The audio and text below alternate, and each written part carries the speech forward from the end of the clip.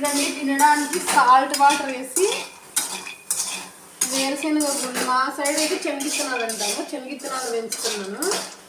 ఆయన తినడానికి పెంచమన్నారు. వాటర్ వేసేసి వాటర్ లేకోకుండా బాగా కరకరలా ఫ్రై చేయాలా.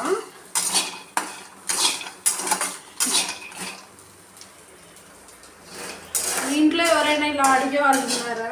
ఉంటే కామెంట్ చేయండి. ఇలా వేయించుకోవాలి, టేస్ట్గా ఉంటాయి. తుప్పు తీయకుండా తినాలి, బాగుంటాయి. ఉప్పుగా చాలా బాగుంటాయి.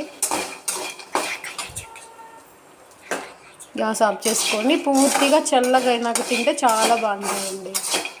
సాటర్డే కదా, పూజ ఇప్పుడే అయింది. ఎలా ఉందో చూసి కమెంట్ చేయండి. నేనైతే ఇలా సింపుల్గా పెట్టేస్తాను. Bye bye.